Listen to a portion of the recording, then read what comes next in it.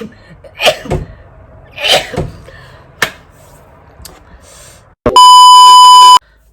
guys, balik lagi ke YouTube channel aku. Jadi di video yang sebelumnya aku baru sadar kalau misalkan aku tuh belum kenalan sama kalian. Jadi nama aku itu Risa. Aku lagi di Sydney buat ngelanjutin kuliah master degree aku. Aku di sini ngelanjutin di Macquarie University, ambil jurusannya Commerce. Jadi di video yang kedua aku ini, aku bakal ngejelasin tahap-tahap apa aja yang harus kalian lakuin kalau misalkan kalian mau kuliah di luar negeri atau kalian mau kuliah di Australia. Jadi lupa kalian nonton sampai selesai. Tapi sebelum nonton, jangan lupa kalian subscribe channel aku dulu, oke?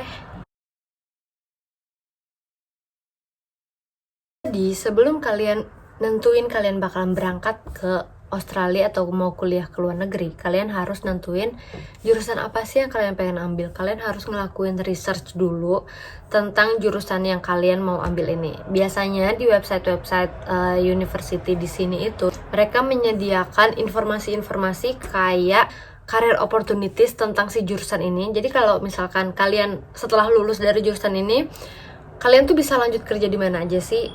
Terus yang kedua itu ada tentang pelajaran-pelajaran apa aja yang bakalan diambil kalau misalkan kalian ngambil jurusan ini. Jadi jangan sampai kalian pilih jurusan, pilih aja gitu randomly gitu, jangan. Tapi kalian harus lihat dulu, cari informasi, ngelakuin research dulu, oke? Terus yang kedua itu setelah kalian tahu nih kalian mau jurusan apa, kalian udah fix nih, oh gue maunya di sini nih, maunya jurusan ini. Nah, terus setelah itu kalian harus cari tahu gimana sih caranya masuk ke universitas itu. Kalau misalkan di Australia ini, buat masuk ke universitas itu biasanya kalau misalkan international student itu diwajibin ngambil tes IELTS dengan minimal skor tertentu. Macam-macam universitas tuh beda-beda sih, biasanya 6,5, 6 atau bisa sampai 7 kayak gitu. Jadi kalian harus make sure buat cari tahu kampus kalian itu persyaratannya apa aja.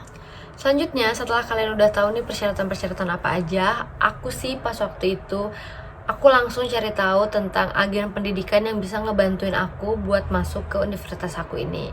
Tapi kalau misalkan kalian mau ngurus sendiri itu juga nggak apa-apa. Tapi kalau misalkan aku pakai agen karena menurut aku si agennya ini bener-bener ngebantuin banget dan bener-bener kayak jembatan antara aku dan universitas aku. Jadi aku memutuskan untuk pakai agen. Nah, berapa sih biaya agennya? Jadi biaya buat si agennya ini itu adalah free. Terus setelah kalian udah tahu kalian mau pakai agen apa, kalian udah ketemu juga sama agen kalian. Lalu selanjutnya agen kalian akan ngedaftarin kalian di universitas yang kalian pengenin. Mereka akan ngebantuin kalian dan kalian harus ngisi beberapa data-data. Dan setelah itu kalian akan dapat letter of offer. Nah, terus selanjutnya setelah kalian udah dapat letter of offer ini, kalian harus bikin asuransi, jaga-jaga misalkan ada hal-hal yang tidak kita inginkan. Lalu selanjutnya tahap apa sih yang harus kalian lakuin setelah kalian dapat surat offer ini dan kalian udah nentuin asuransi kalian? Kalian harus pembayaran. Nah, pembayaran itu minimal nggak langsung 1 tahun, jadi minimal 1 semester. Lalu sama biasanya sih ada biaya pendaftaran di masing-masing univ beda-beda. Biaya pendaftarannya berapa? Ada juga yang nggak pakai biaya pendaftaran. Nah, terus abis itu setelah kalian melakukan pembayaran, kalian udah bisa ngelakuin pendaftaran visa buat kalian sekolah atau student visa. Apa aja sih dokumen-dokumen yang kalian perluin buat pendaftaran visa? Itu banyak banget. Jadi kalian harus nyicil nyiapinnya. Jadi yang pertama itu paspor, minimal 6 bulan sebelum tanggal kadaluarsa. Terus abis itu harus ngisi beberapa dokumen dan dokumen itu disiapin sama agen aku. Terus setelah udah kita apply, terus abis itu kita diwajibin cek kesehatan. Lalu abis itu ada COE yang mana yang tadi setelah kalian melakukan pembayaran kalian bakal dapat COE ini. Terus ada KTP, akta lahir, lalu ada kartu keluarga. Terus kalau misalkan kalian itu udah nikah atau misalkan kalian udah cerai, kalian harus ngelampirin data surat nikah atau surat cerai.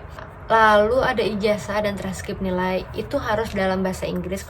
Kalau misalkan kampus kalian belum ngeluarin pakai bahasa Inggris, kalian bisa minta tolong agen kalian buat nge-translatein. Biasanya mereka punya translator. Lalu setelah itu ada surat sponsor dari penanggung jawab biaya, atau kalau misalkan aku orang tua aku, karena aku masih biayain orang tua aku. Lalu kalian harus bikin CV. Lalu yang paling penting itu kalian harus ngelampirin bukti keuangan 3 bulan terakhir dan harus dilegalisir sama banknya.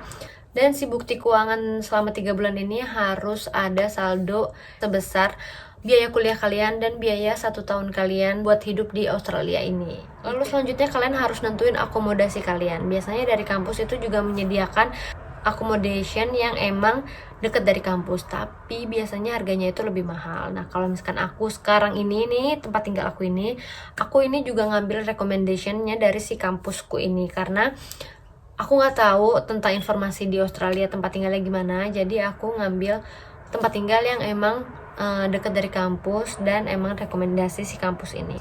Nah, lalu selanjutnya udah deh, di situ kalian siap-siap bareng-bareng beli tiket pesawat dan lain-lain.